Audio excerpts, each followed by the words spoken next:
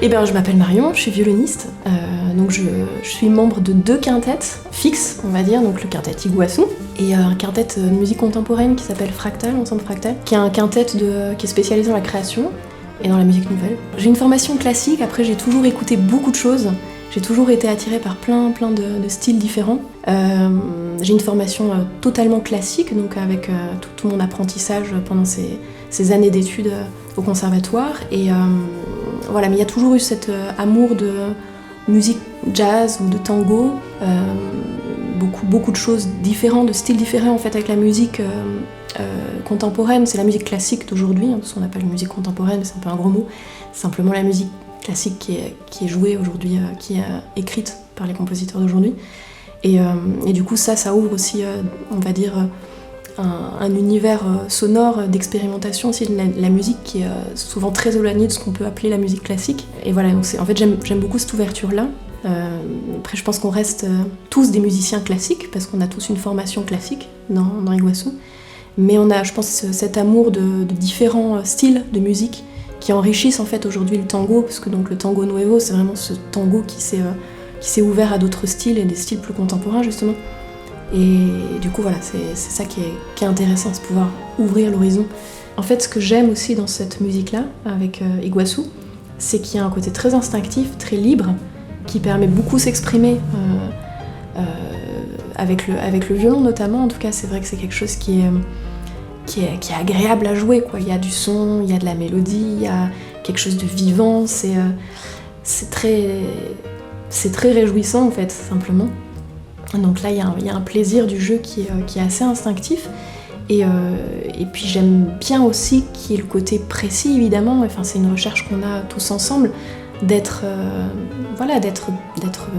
précis, de pouvoir être plus juste au niveau de ce qu'on peut proposer déjà dans la réalisation d'une œuvre, et aussi au niveau de l'interprétation, d'être plus juste par rapport à ce que le compositeur souhaite et a envie d'entendre. Donc ouais, c'est un équilibre en fait. Alors l'album il est multiple parce que donc il y a des compositions qui ont été donc des commandes à des compositeurs, et puis il y a aussi donc nos 5 compositions. Donc c'est des influences diverses, on va dire, parce qu'il y a déjà le monde de ces 4 compositeurs qui ont été choisis pour l'album, qui ont, on va dire, la même origine de l'amour du tango, et donc cette même veine d'un tango nuevo, et en même temps qui ouvrent des frontières différentes, parce qu'ils ont chacun des bagages et des styles musicaux différents. Et voilà, l'originalité du projet, c'était qu'on chacun de nous écrive aussi une pièce. Et donc là, on a forcément mis de nous, et donc de nos styles et de nos univers différents. Et je pense que comme chacun de nous, en fait, on a des bagages différents, et que du coup, ça c'est une belle richesse pour le groupe, du fait qu'on a des sensibilités et des bagages, en fait, de par nos formations, ce qu'on aime, nos influences musicales, et puis aussi ce qu'on fait à côté, qui apporte beaucoup à l'enrichissement du groupe, en tout cas, et de ce qu'on veut raconter quand on joue. Moi, de mon côté, je pense que voilà, j'ai un vrai plaisir du son et de la recherche dans le son, du timbre. Et voilà, c'est quelque chose qu'en tout cas qui me plaît dans le jeu, et j'ai un énorme goût pour la musique de chambre et le partage, et donc notamment voilà, entre l'influence des timbres, le dialogue qu'il peut y avoir entre les instruments, et que ça se réponde dans le son, dans le timbre, le fait que parfois on joue sur soit la ressemblance entre certains sons. C'est amusant, entre le violon et l'accordéon, parfois il y a des sons qui peuvent se retrouver, qui sont un petit peu, qui peuvent être les mêmes, et c'est très amusant d'essayer de les coller et de les faire ressembler au point qu'on se dise qu'est-ce qu'on joue. C'est vrai que dans la musique contemporaine, on a souvent ces ambiances sonores-là où on ne sait plus qui joue quoi, parce que les sons étaient tellement enrichis, soit de nouvelles techniques, ce qu'on appelle les techniques étendues, soit de coloration de timbre, parce que les compositeurs ont une inventivité créative aujourd'hui au niveau de la recherche du son qui est formidable. Et du coup, on se retrouve parfois à ne plus savoir si c'est le piano qui joue, si c'est le violon, si c'est le violoncelle aussi. Et ça, c'est quelque chose de magique. Moi, j'adore cette espèce d'ambiguïté comme ça. Et donc, c'est vrai que dans le groupe, c'est quelque chose d'agréable aussi à retrouver, même si parfois, c'est pas forcément le but, mais d'aller chercher un petit peu ça, c'est intéressant dans la musique. Et puis, le plaisir de jouer ensemble, de dialoguer, en fait, dans le contact, que ça soit dans la rythmique, oui, voilà, le plaisir de jouer ensemble et de dialoguer. Pour la composition, les influences, honnêtement, j'y ai pas tellement pensé. En fait, j'ai vraiment voulu écrire quelque chose de personnel. Enfin, ce qui était super justement dans ce projet-là, c'est qu'il n'y avait pas vraiment de barrière, que le fait de s'autoriser à écrire quelque chose, il y avait, comme j'avais pas de méthode parce que je l'ai jamais fait, et qu'il n'y avait pas du tout d'injonction à quelque chose de spécial parce que voilà, on s'est laissé libre. Et voilà, il y avait un petit peu tout est possible et puis on va juste sortir quelque chose de soi, donc c'était très réjouissant en fait comme expérience. Et les influences, j'en ai évidemment plein parce que je suis nourrie de tout le bagage que j'ai, de tout ce que j'aime écouter aussi. Et c'était assez marrant de voir que en fait il y a des choses qui sortent que j'ai pas forcément réfléchi, qui sont des choses simplement que j'écoute beaucoup, qui me plaisent. Et donc voilà, c'est des choses qui sont assez naturelles, les influences assez naturelles. Par rapport aux influences, mais je pense qu'en fait je suis nourrie de ce que je fais énormément avec mon autre ensemble donc de musique de création, donc l'ensemble Fractal, qui me nourrit beaucoup au niveau de l'univers sonore en général. C'est un ensemble qui est vraiment spécialisé dans l'expérimentation du son et toutes les recherches sonores qu'on peut trouver aujourd'hui. Et donc là, à cette période de la création de l'album, j'étais dans un projet très très dense aussi avec mon ensemble Fractal. C'était en fait on a fait le Vortex Temporum de Gérard Griset, qui est une pièce, un chef-d'œuvre en fait, la musique spectrale.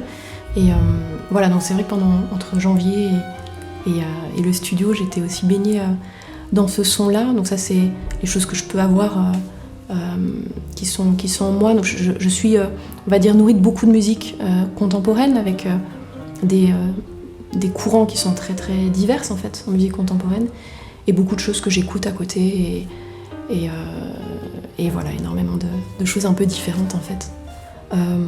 Et honnêtement, encore pour répondre à la question de la composition, j'ai pas cherché à reproduire quelque chose. J'ai essayé vraiment d'aller à l'intérieur de moi et de sortir un truc qui me plaisait en fait, vraiment.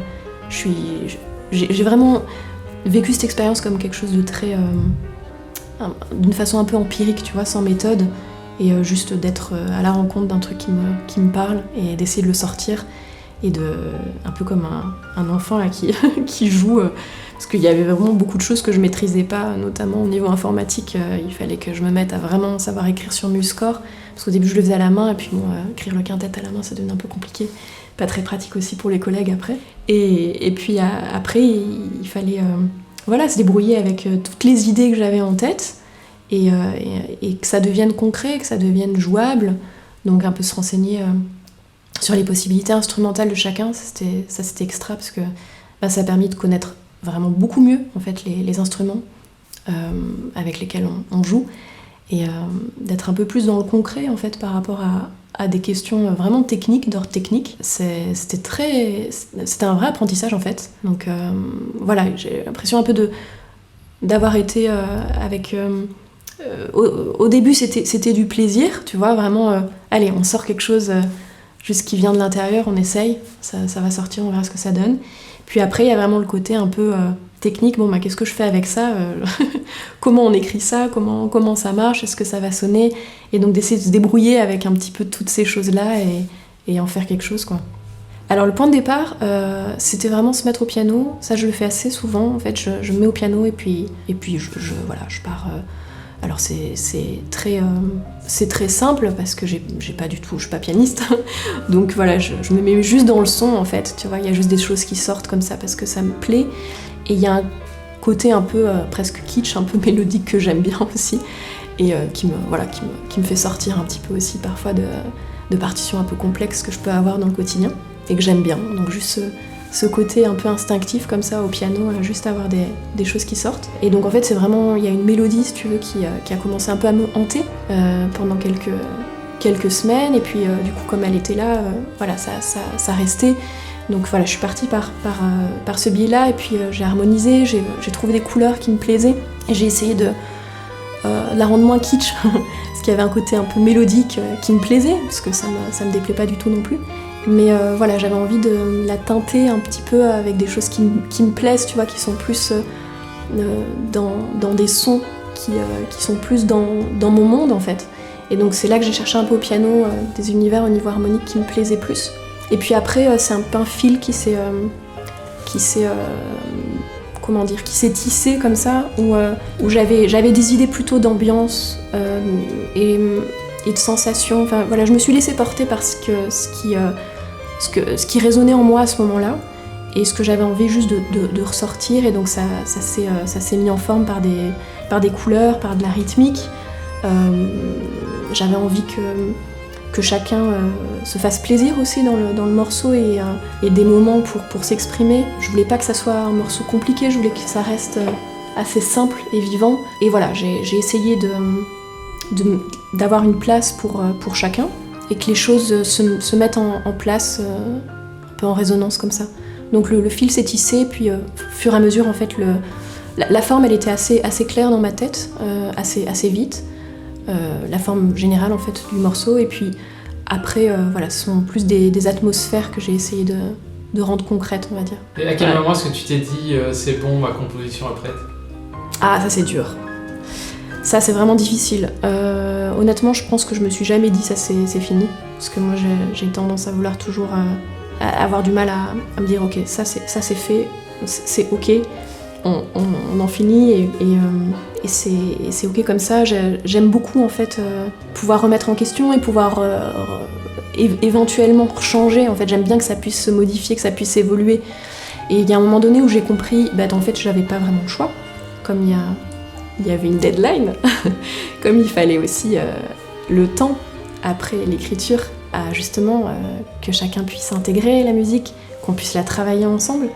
Et évidemment, il fallait arrêter, il fallait mettre un point final, une double barre. Et ça, c'était super d'avoir ce temps-là aussi, de dire bon voilà, il y a quelque chose, c'est comme ça, c'est peut-être pas comme tu veux. Il y a un moment donné où il faut faire aussi un espèce de travail sur soi en se disant que c'est comme ça existe comme ça. Et puis en fait, ce qui est beau, c'est qu'après, ça va évoluer dans l'interprétation. Alors, avec ce projet, ce que j'ai adoré, c'est qu'on a pu vraiment s'exprimer individuellement pour le groupe.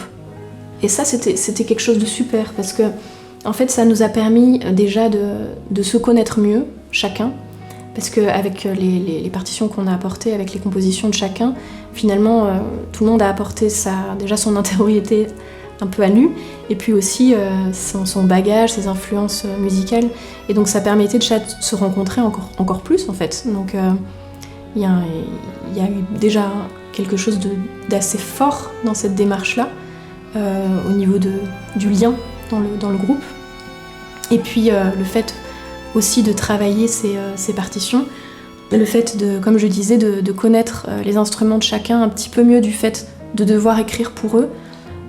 Ça a permis aussi d'en apprendre énormément. Et je pense que ce CD, il a quelque chose pour nous, quoi. Il est touchant parce qu'il est vraiment personnel. On s'est mis un peu à nu, et avec aussi beaucoup de risques dans ce projet-là. Et c'est beau quand c'est comme ça, et que chacun y met vraiment de soi.